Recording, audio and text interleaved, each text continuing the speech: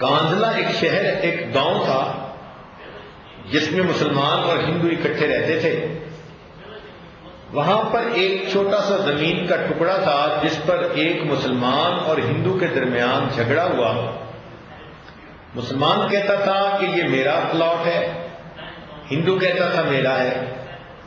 جب تھوڑا جھگڑا بڑھنے لگا تو مسلمان نے سمارٹ بننے کی کوشش کی اور اناؤنس کر دیا کہ یہ میرا پلاٹ ہے، میں یہاں پر مسجد بناؤں گا۔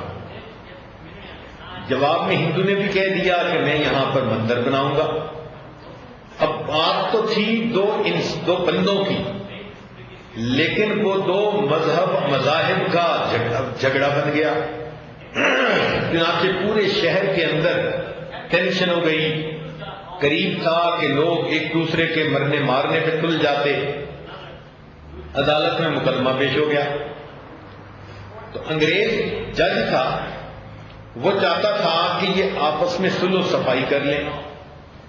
تو اس نے دونوں فریقین سے پوچھا کہ کوئی ایسی صورت ہے کہ صلح و صفائی سے یہ معاملہ حل ہو جائے؟ تو ہندوؤں نے کہہ دیا کہ جی ہاں، ایک مسلمان عالم ہیں، آپ ان کو بلا کے ان سے گواہی لے لیں۔ وہ اگر گواہی دے دیں کہ یہ ہندوؤں کی زمین ہے تو یہ آپ ہمیں دے دیں، اور کہیں مسلمانوں کی ہے تو ان کو دے دیں۔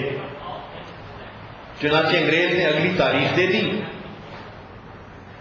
اور کہا کہ چلو اس کا مناسب حل نکل آئے گا۔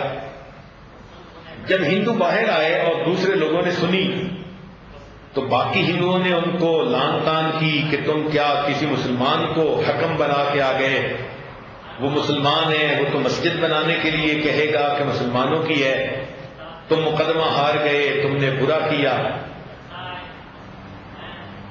اگلی تاریخ پر جب مسلمان اور ہندو دونوں عدالت میں گئے تو شاہ عبد العزیز رحمۃ اللہ علیہ کے شاگردوں میں سے ایک بزرگ تھے، مفتی الہی بخش کاندھلوی رحمۃ اللہ علیہ، ان کو جج نے بلایا ہوا تھا۔ تو جج نے ان سے پوچھا کہ یہ زمین کس کی؟ مسلمانوں کو توقع تھی کہ یہ کہیں گے کہ مسلمانوں کی، تاکہ ہم مسجد بنائیں، اللہ کا گھر بنائیں۔ تو مفتی صاحب نے فرمایا جی کہ یہ زمین تو ہندو کی ہے۔ جج نے پوچھا کہ کیا ہندو اس کے اوپر اپنا مندر بنا سکتے ہیں؟ انہوں نے کہا کہ جب ملکیت ان کی ہے تو اختیار بھی ان کا، وہ جو چاہیں بنائیں۔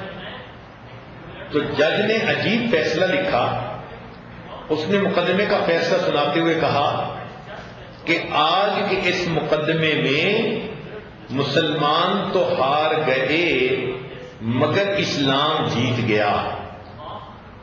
آج کے اس مقدمے میں مسلمان تو ہار گئے مگر اسلام جیت گیا۔